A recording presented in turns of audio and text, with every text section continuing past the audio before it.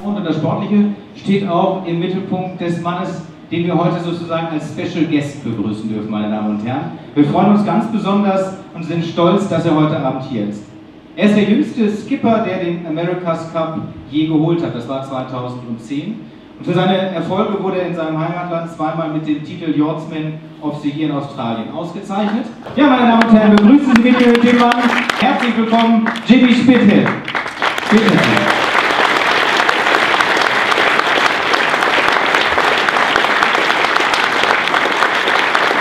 Hello again. Nice to have you here. It's your first time in Germany? Not my first time, but my first time in Düsseldorf and my first time at the boat show, so fantastic. What have you said after the first day of this boat? What you're thinking about this trade fair?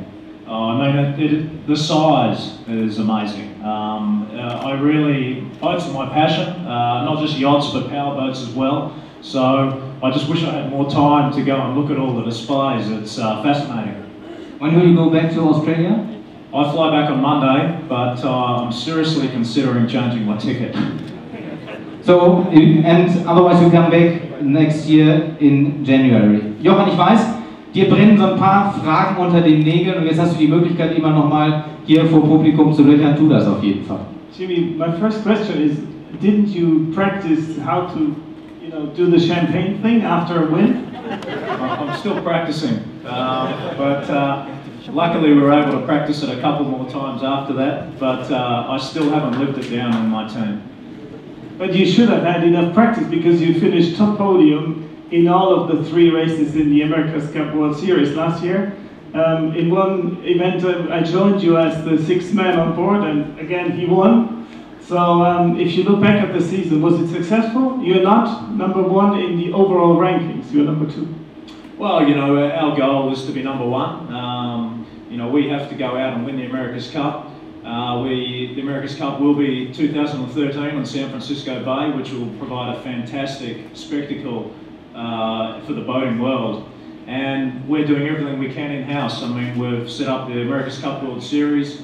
There has been a lot of changes, obviously, in the America's Cup. When you think America's Cup and you see that footage, it's something new, and it's something we're very excited about. I really think that we're on track to some exciting racing and providing a great product for everyone. Do you think all the fans will watch the America's Cup because there was some sort of some sort of foreign feeling from the monohull world? People who were used to the old cuppers, the heavy ones, and now you're doing very awkward things on two hulls. Do you think you will be able to get all the fans back on track? I think so. I think what we have now is a product that not only appeals to sailors and people that are into boats, but it appeals to the everyday person. And our goal is to create a new audience. We know that sailors will tune in and will understand and appreciate this, but what's exciting for me is seeing people come up off the street who aren't into boats and aren't into sailing especially, and they're hooked on this racing.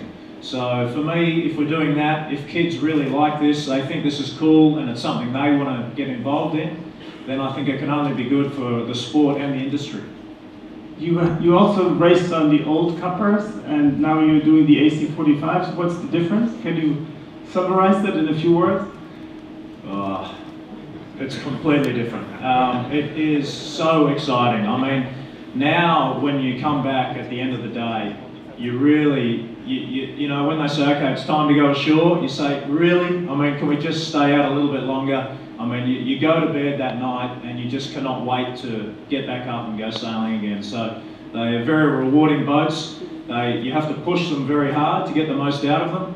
But if you push them too far, then you tip over. So it's a real risk reward, and it's a fantastic challenge for the sailors.